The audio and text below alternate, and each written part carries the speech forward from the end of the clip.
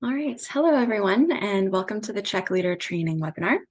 Most of you are probably familiar with the Zoom webinar, but in case you're not, you should see this toolbar at the bottom of your video window, and you'll be able to type questions into the chat or Q&A section, and one of us will reach out if you raise your hand. And on the left within the audio settings section, you can test out your sound and adjust the settings. And just to note that everyone is muted, so if you are having any issues with the webinar, please type into the chat box. All right, let's get started. So my name is Amanda Chow, and I'm the project coordinator for the CHEQ, EDI, and MDI projects. Our other helper on the webinar today is Brandon Schulmeister, who is the project lead on the CHEQ project. We are excited to welcome several returning and new school districts to the CHEQ project this year. And for those with experience administering the CHEQ, this will act as a nice refresher. For those new to the CHEQ, welcome. We are excited to support you in planning to bring the CHEQ project to your schools. The webinar today should take approximately 30 minutes, including a question period at the end of the webinar. And please feel free to type questions into the chat box throughout the presentation, and we will aim to respond during the question period. The webinar is being recorded and will be available to you on the CHEQ administration blog, and we'll send everyone an email when it has been posted. I'd like to start us off in a good way by acknowledging that HELP and UBC are located on the traditional, ancestral, unceded territory of the Musqueam people. Although we are all gathered in different places for this webinar, we'd like to take a moment to consider the Indigenous land that each of us are working and living on. We offer our sincere appreciation and gratitude to the Musqueam Nation for allowing us to work, study, play, and live on their traditional territory. As an overview for today, we will first begin with a brief discussion on who we are and the Child Development Monitoring System. Then we'll transition into what the Childhood Experiences Questionnaire is. And lastly, we will go over the CHEQ process and best practices. At HELP, we collect data about children's experiences and development through the Child Development Monitoring System, which is a series of questionnaires that gather information from different perspectives on children from pre-K through to grade 11. The Toddler Development Instrument, or TDI, and the Childhood Experiences Questionnaire, or CHEQ, are questionnaires completed by parents and caregivers that gather information about children's early experiences and the context they are growing up in. The Early Development Instrument, or EDI, is completed by kindergarten teachers and looks at children's skills and competencies and developmental health of children in their classrooms. The Middle Years Development Instrument, or MDI, and Youth Development Instrument, also known as YDI, are completed by students themselves, adding the child's perspective. So the MDI can be collected in grades 4 to 8 and the YDI in grade 11. And the focus for both tools is on children's experiences inside and outside of school and assets in their lives. And on a final note, YDI was developed and is implemented by Dr. Hasina Samji, who has affiliations with both SFU and BC CDC. And this slide shows the alignment in domains and scales across the tools in the Child Development Monitoring System. As many school districts are collecting data across multiple tools, you can see that while each tool is gathering data from different perspectives, including CHEQ parents and caregivers, EDI teachers, MDI and YDI youth themselves, there is some similarity in the topic areas covered by each tool.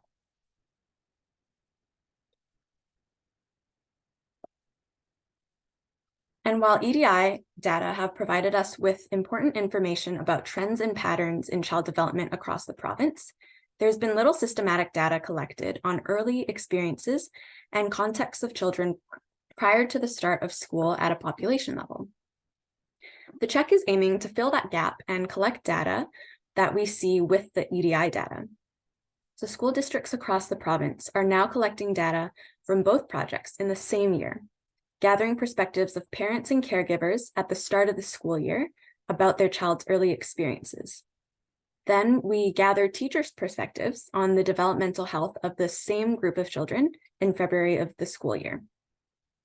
And having data from both perspectives is not only useful for school districts and community partners, but it also makes it possible to link the data for research purposes. We released EDI Wave 8 provincial data in December, so collected from 2019 to 2020. That's just before and during the pandemic. And this graph shows the trend over time from Wave 2, collected from 2004 to 2007, to Wave 8, of the vulnerability rates on the summary measure vulnerable on one or more scales. And this measure reports the percentage of children who are vulnerable on at least one of the EDI scales, but may be experiencing vulnerabilities in 2, 3, 4, or all 5 scales for the province overall.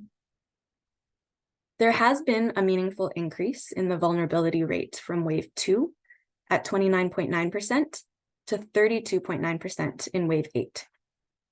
So 1 in 3 children are starting school vulnerable in at least one developmental area important to their future success in school and beyond.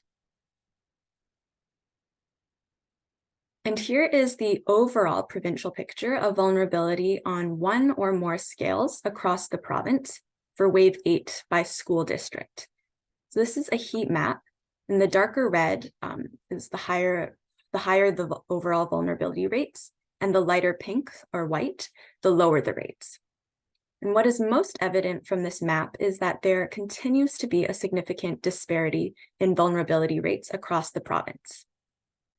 At the school district level, the range in overall vulnerability rates go from 21.8% at the lowest end to 72% at the highest.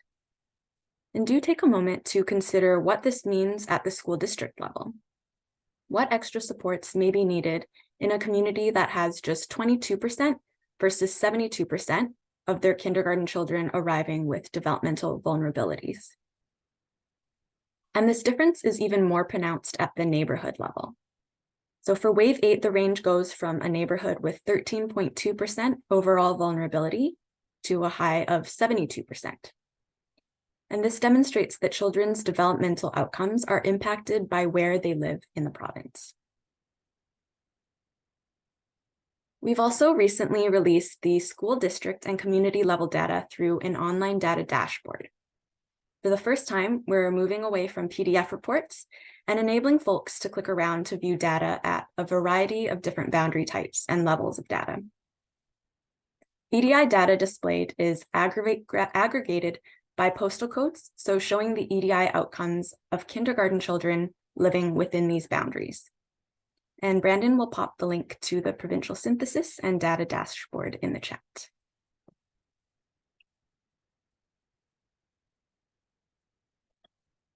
So the CHEQ questionnaire is completed by parents and caregivers at the start of the kindergarten year. We can think of the CHEQ as tracking the inputs, so the experiences and contexts, and the EDI as reflecting the skills and competencies related to those early experiences and contexts. We're interested in exploring what the differences are across neighborhoods and communities in terms of children's early experiences, which influence children's development by the time they reach kindergarten.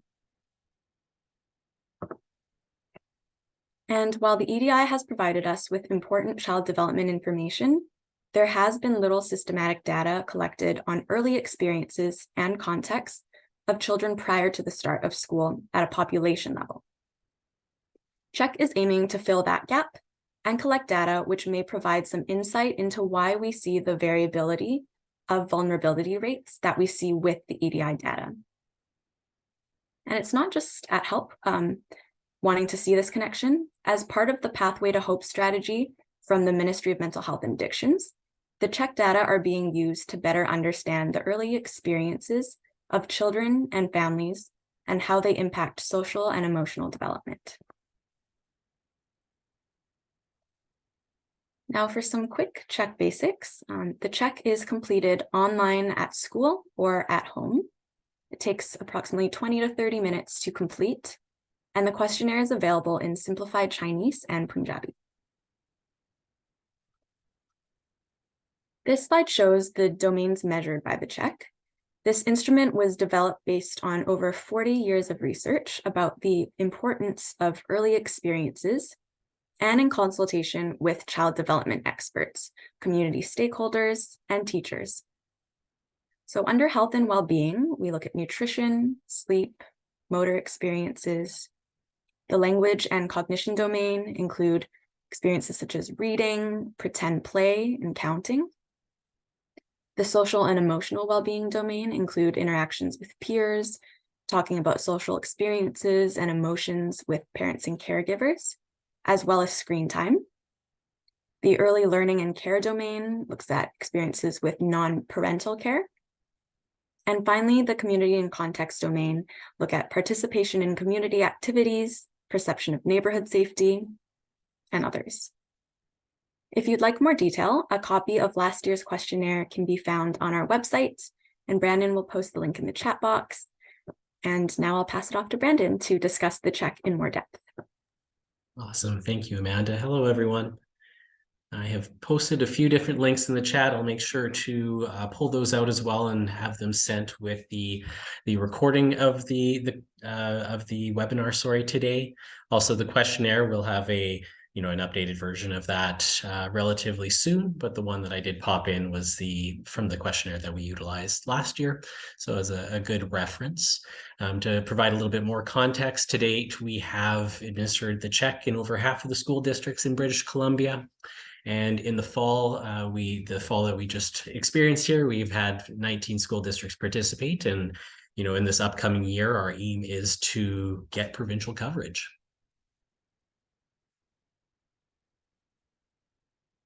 Now, we've talked about the CHEQ and the EDI together and how they work together. The CHEQ was really built as a companion tool to the EDI, as Amanda had talked about, as a way to look at that variability and vulnerability rates.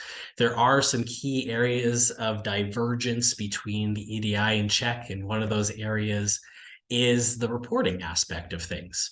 The CHEQ data is reported at multiple different levels, and as you can see, the individual level is reported out, and this is really the difference in the type of information that's being collected and who is actually delivering that information. With the parents and caregivers giving active consent and being the ones to provide that information, you as principals, vice principals, and teachers within the schools will have access to individual child reports, which is quite different from the EDI in that sense. And there will be classroom reports, which is also different from the EDI in that sense as well. The other key aspect and kind of divergence from the EDI is these reports are automatically generated. So you'll have this information at your fingertips right at the very beginning of the school year as questionnaires are actually being filled out.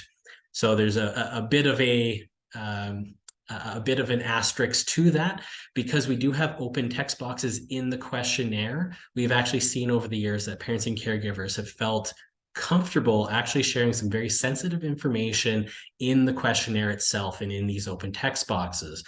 And we're under the assumption that they're sharing that information, and we've actually heard it from parents and caregivers, for teachers or for the school to actually see. And now we don't expect, especially during the really busy time period at the beginning of the school year, that the teachers are going to review every single individual report. So what we have done is, as questionnaires are being filled out, it goes through a bit of a vetting process on our end. And we have a few different people within our organization that will actually scan through all of the open text boxes to see if there is any sensitive information that needs to be brought back to the school. And if it does get elevated to the point where we believe we need to bring it to the school, we do have a process in place that we would reach out to the principal, let them know that within the questionnaire, there's been sensitive information that has been disclosed, and then put it into the school's hands. In some instances, the school already knows, in others they don't. But from conversations with parents and caregivers, they've mentioned that They felt more comfortable sharing some of that sensitive information in the questionnaire first as kind of a jumping off point to having that face-to-face conversation where they might have felt a little bit more uneasy having that conversation right away. So we do have that kind of vetting system, and what we say is those questionnaires within 24 hours will be released back into the e-system. So the individual reports, the classroom and the school reports will be automatically generated as those questionnaires are being completed and we've vetted them. And then the only other note with the classroom and school reports is once 5 questionnaires have been completed, those reports will be generated. So then, and then as questionnaires are being actually completed, it's going to continually refresh. So you continually get a good kind of snapshot and good understanding of the information that you have, your school composition, your classroom composition, and then all the way down to some individual exploration that you could do in the individual reports. The school districts also get a school district report and neighborhood reporting. This does happen at the end of data collection. We wait until all the data has been collected, as at that level, it's a little bit more important to have that really complete picture, but they are delivered quite quickly afterwards. The school district reports are, I believe, we would have released them on November 1st as the window closed on October 31st. And we've been working on releasing the neighborhood reports just as quickly as well. So that'll be great for this upcoming year. There are 2 different types of reports. That's another little interesting difference between the EDI and CHEQ is there is a full report, which is a summary of the data for every single question on the CHEQ. So you'll actually be able to go through at the school district, at the school, and at the classroom level, the frequencies on each of the questions within the CHEQ. And then we have what's called a snapshot report. And this is depending on how many children are in the classroom, but typically a 1-pager that actually uses composite measures that we have and that we've created. And these composite measures are physical activity, language and cognition, and social emotional experiences. And it's reporting out on how many experiences children are having, and what is the percentage of children that have had few experiences to some to many experiences in those core areas. And we really developed this snapshot report really closely with teachers and school administrators as we've been continually refining and delivering these reports out. So here's an actual example of what the classroom snapshot looks like. You'll be able to see a list of the students down on the left-hand side. It won't just say student 1, 2, 3. You'll actually have the names of the students on there. And then we have provided composite measures of the frequencies of experiences of the children in those core areas. So you'd be able to see in physical health and well-being, nutrition and sleep was a key component, and physical activity, language and cognition, very specific. And then in social emotional experiences, we have the peer experiences and then talking about emotions there. And you can see as you kind of filter down, it does become a bit of a heat map. So the darker blue boxes are the ones with many experiences, whereas the lighter boxes or to no color, that's actually where there would be few to potentially no experiences in those areas. So this gives a really nice, as the report's called, a nice snapshot of that classroom composition. And I look at this, and I've talked with teachers and school administrators before about this, as it's a really nice kind of jumping off point, because you do have access to these individual reports, but as I kind of mentioned, I don't expect you're going to go through every single individual report, every single question, but this could give you a really key item where you might actually look at your snapshot report, and it might lead to a little bit of an investigation into a specific child or into all the children on a specific domain. So we've actually highlighted 2 students on here, so student 3 and student 11, to be able to see, the key difference where student 3 ended up having a lot of or many of these key experiences, whereas student 11, there's some variability there. And maybe as we see a lighter color of experiences there, it might be worth digging into student 11 on the cognitive and language and cognitive questions. We've heard it is particularly helpful for teachers just to understand even behavior that they're seeing in the classrooms. We hear it even more so now as we're coming out of, we'll say, out of the pandemic. But potentially if a child is really struggling with peer experiences, they may be able to note that this child has just simply had few experiences being around other children and just need to have more practice. And that's really such a key message is these experiences that have kind of been withheld from children through the pandemic, that this is what we're ending up seeing potentially in the kindergarten classroom. And the best place right now for them to be is in that classroom. It is for them to start getting those peer experiences. But hopefully you can see how these can be really interesting ways to start kind of diving into the information. A big part of the CHEQ is really its power to start conversations, which could be with the parent and caregivers themselves. You know, you obviously have those initial conversations through the just the introductory conversations with parents and caregivers at the very beginning of school. Now you also have the CHEQ information, which may lead to other conversations or even conversations with all the parents and caregivers. Or you could spark conversations with other teachers, with early years teams at the school, parent advisory councils, and community partners that are supporting these children and young families with or families with young children in the community as well. The CHEQ can add that additional layer of information, help teachers and schools meet children where they're at when they enter kindergarten. As I've kind of noted, we have also seen parents and caregivers at times be more willing to share sensitive information through the questionnaire, and this can create another unique opportunity to have another face-to-face conversation. It is also an opportunity to see your school and school composition early in the school year. So for example, a school district noticed that their incoming K students had low experiences in organized sports and play. So they've actually empowered their schools to have some of their older students host organized play opportunities during recess.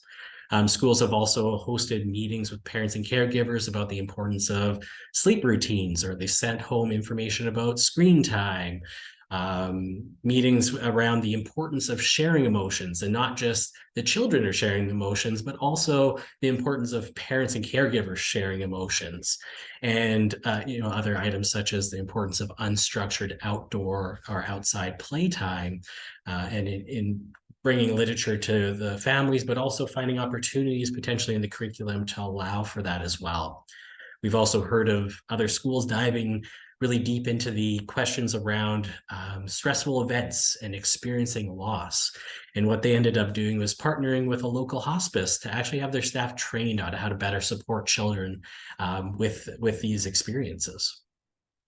School districts have also used this data to connect with Strong Starts and other pre-K community partners to support gaps in experiences. Recently a school district noted that numeracy was an area with low experiences as these children are entering into the school system, and ended up connecting with their Strong Starts to help find a way to supplement this low experience.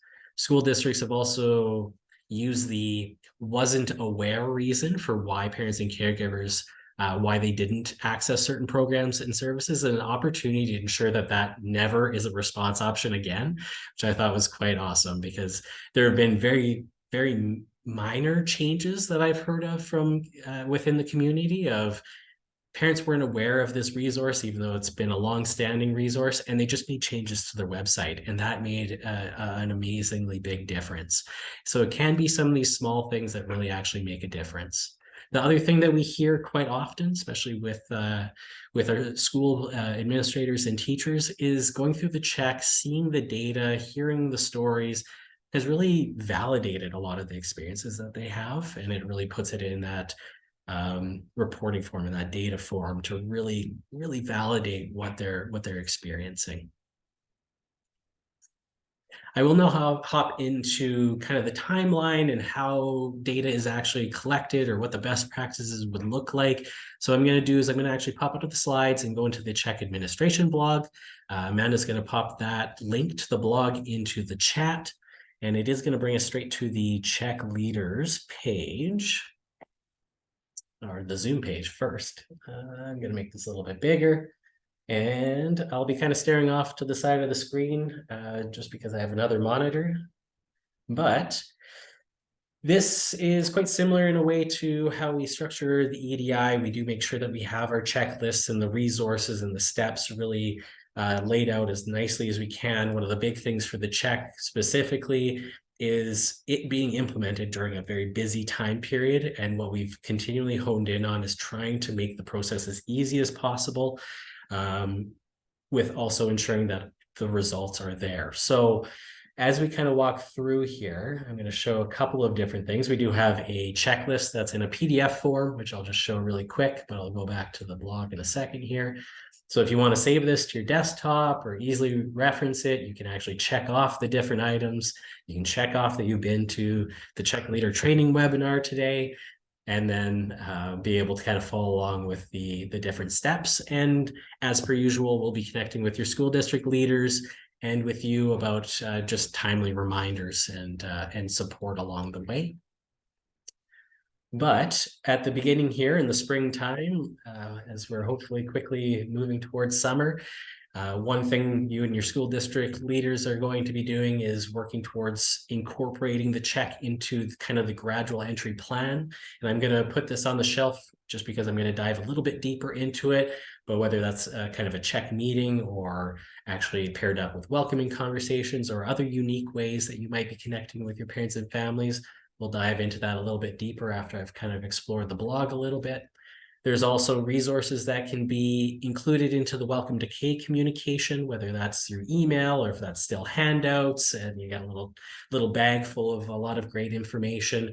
And that's we have our CHEQ info sheet, which is I believe a 2-page, which will introduce parents and caregivers to the study, and give them just some more of that vital information, and then also connect them to different places where they can actually explore more and dig deeper into it. We also have an introductory letter that could be sent out at this time. Typically, the info sheet's a very easy, nice add during this type of communication, but that intro letter will kind of dive a little bit deeper into it, and it'll also introduce parents and caregivers to us. So if they have questions for us, they can reach out to us, and just gives them that nice information and gives them a bit of a heads up before September. If you are keen and you already know when you're hosting, say, a CHEQ meeting, there are other resources that are invitations that you can fill out too. But those are also things that could be sent in the fall. Fast forward to fall. I mean, we'll all hopefully have just a wonderful summer and we'll come back perfectly refreshed. That always seems to be the hope. It is kind of connecting with parents and caregivers. So that could be sending home the introductory letters. It could be resending the info sheets. One key date being March 28th is when the e-system will open. So we will be sharing password reset emails with the school district leaders, with our CHEQ leaders and everyone else involved in the project at that time. And the system will be ready to go at that point. So there are a couple schools that have events a week before the official start of school that'll actually be collecting during that time period. But typically that would start, I guess it would be September 5th on the Tuesday. When you do log in, we have a agreement with your school district and with My Education BC in order to extract student data and put it into the system, just like the EDI. And that kind of is meant to really cut down on a lot of the administrative functions to it, but it's still good to pop in to review your class list to see, is a student missing? Is a student no longer actually going to be attending your school, to be able to do that type of work. We do have little how-to videos and step-by-step processes for each of the functions within the e-system. We've also ensured just to pull out all of the buttons so that when you're on a page, you're looking at your classroom, you need to add a student, there's a big blue button that says add student. Or if you need to add a teacher or create a classroom, they're up front and ready to go, but we do have the resources to help. And then obviously, whenever it comes to technical items like that, you're able to reach out to us and we're more than happy to support. As it pertains to creating classrooms, we don't have classroom information that comes from My Education BC. And I know some schools will have classrooms assigned right away. Others will take a couple weeks. And that's perfectly fine. The only thing to note with that is, in order to generate classroom reports, there has to be classrooms. So that is something just to keep in mind, that if you do have classrooms already assigned, you can easily create classrooms and assign students very quickly to those classrooms. So as questionnaires are being completed, those reports are being generated. And then you also have the ability to share reports with teachers. Depending on the school, the CHEQ leaders could be a principal, a vice principal, teacher, could be all three, could be a collection of people. But if your teacher is not supporting the kind of administration of the project, they might be supporting other fashions, you do have the ability to quickly share access to reports as well. So they don't have to ask you for the reports. They'll have their own login to be able to actually go in and view that information. As noted, September 5th being, I believe, should be the first day of school. That'll be when the kind of the official kickoff is, when most of the questionnaires and events will be taking place. So that'll be when we're asking parents and caregivers to support the project and to be able to help us with that. And then obviously monitoring completions and potentially following up with parents and caregivers. As noted earlier, the survey window is actually very, very broad. It doesn't close until October 31st. That doesn't mean you're trying to collect for the whole 2 months, but it is to allow for some flexibility, because there are some schools that have like kickoff barbecues and things like that that might happen later in September, where they might end up connecting about the CHEQ. So what we've done is we've just created a very large intake period to allow for that flexibility and to allow for those other opportunities that can come up, and for some of that that follow-up that can come too. You'll obviously be able to review reports all the way through. It's just kind of a reminder that if, say, classroom reports haven't been generated, or the reports haven't been shared, just as a reminder to be able to do that. And then this can also happen throughout the process, is just kind of consider hosting sessions with your administrators, kindergarten teachers, community partners, to kind of share those results and gain that support for that. So that's kind of the timeline. I'll quickly show a couple of other items on the blog here. Everything on here is linked to the resources, but if you ever needed a specific resource, you can just pop to the resource tab here, and you'll see it'll all be organized where, you know, we have our CHEQ leader resources. There's your checklist. There's some gradual interview planning and resources, invitations, the info sheets that are translated in several languages.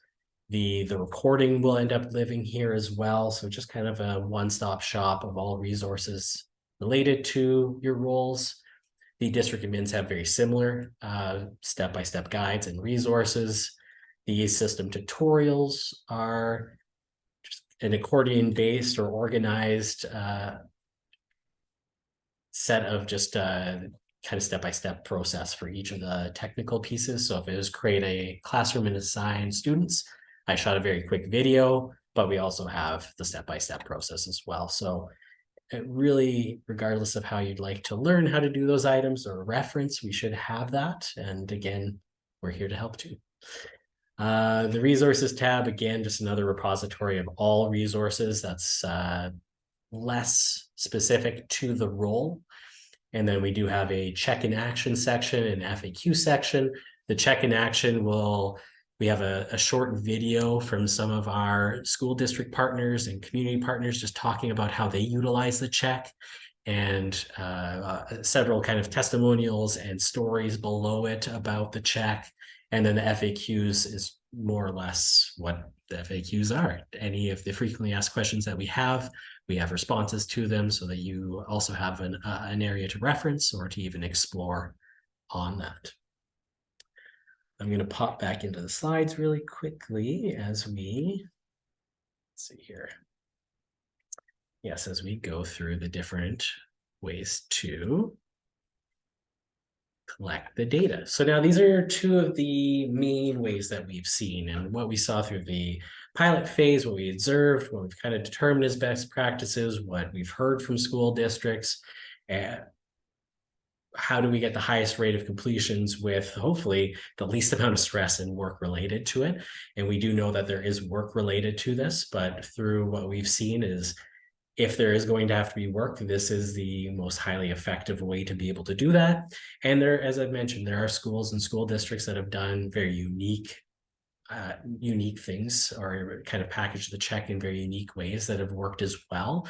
These are just two of the main items that we've seen. So as you know, that the parents and caregivers are motivated to support the schools and teachers as their children enter the school system for the first time, especially if it's their very first child. They've also set aside time to be at the school, especially when you're looking at what that gradual entry process looks like. And they may have some idle time as their students are being introduced to the teacher, to the classroom. This could be a very key moment to actually have them complete the questionnaire. As the school year definitely progresses, it does become harder and harder to connect with families and follow up with those that did not complete the questionnaire. I don't think I have to really preach that. They are harder to connect with after that first couple of weeks of the school year. So the follow-up process usually is a little bit less fruitful. However, being able to get a high completion percentage early on not only gives you all that information early on, but it makes the rest of that follow-up process makes it much less. And we have seen this successfully done through hosting a CHEQ meeting, which would take place when parents and caregivers are asked to bring their children in for, let's say, an hour or so to spend time with a new teacher during the gradual entry process. And during that time, parents and caregivers could be asked to complete the questionnaire while they wait. I've seen this done in a computer lab, in a library, in an adjacent classroom. I've seen this done in a couple of different ways where they've made it a little bit more of an event and they've brought community members in to introduce them to different service providers. They've had coffee, donuts, muffins, whatever that might look like. They've had older students come and support some child minding where, the youngest sibling is also tagging along for the first day of school and the older student is helped out there. Also have seen ELL supports come in, settlement workers. People have gotten very, very creative with how they've kind of laid this out and brought in based on really the school's needs and the incoming family's needs to really wrap around them to be able to support them in that fashion. We've also seen it successfully done when paired with welcoming conversations between the teacher and parents and caregivers. The teacher is able to obviously have that conversation. They're able to hand them the login information and briefly explain what the CHEQ is. And then the parents, caregivers are able to then complete the questionnaire in potentially a different room where the laptops and tablets are available for use. And this does give the teacher a unique opportunity to discuss how, the completed questionnaire will help them get to know their child promptly, and in some cases, hopefully better, be able to get more information quicker. This also ensures parents and caregivers have technology, internet access, and even potential support, not necessarily with the questions themselves, but it could be technical support. It could just be bouncing off a question or a thought off of someone. But we have heard of several times where certain schools are able to really wrap around and bring community members to support this. Also have heard of health authorities. The community and health authorities really love this data and they are very keen to help support the collection of this data. Not everyone has the ability to be able to come and support in person, but there are some that definitely will. And that's something to keep in mind too, that you're not alone in collecting this data. There are others that can support and help the process. We do, and this is just kind of showing some of the resources that we have for hosting a CHEQ meeting. This is all in a nice packaged, I think it's a Word document on the website. As I noted, the gradual entry planning and resource link on the blog itself, as just some of the steps and some of the things to think through before actually having the CHEQ meeting. So as we can see on here, be logging into the system, ensuring that we have the appropriate students in the system, printing off parent and caregiver login sheets. This is a one-click button that you print all of them at once, so you don't have to do it one by one. We've developed a script and the FAQs, as I've mentioned. So, if it was a CHEQ meeting, there is a script that you could pull information from to help kind of portray what the value of the CHEQ is. As kind of mentioned just on the previous slide about organizing any potential support that you could have for collecting the data. So these are all things that you could consider beforehand. On the day of, we have actually seen this be a key factor. I've been, and so have several of my colleagues been in schools during the beginning of school year for kind of observations and support for the CHEQ over the years. And directional signage, surprisingly, is a very key piece of the puzzle. Whether it's a person kind of directing parents and caregivers where to go, or the signage that we've created that could be put up in the school, parents and caregivers don't know the school very well, so it is definitely helpful to have those types of resources, and having tables and laptops and tablets available, potentially even having headphones available. We do have the option to actually hear the questions and the responses, so that's something that can be helpful as well. And then, a day of, there could be that introduction of the CHEQ, which there's several resources that you can lean on. We also have a parent caregiver video that could be shown. And if it's not shown, parents and caregivers, as they're actually getting into the questionnaire, they're going to be met with more resources and that video before they even get to that place. And then after is more or less the kind of the follow-up process and the thank you for the support.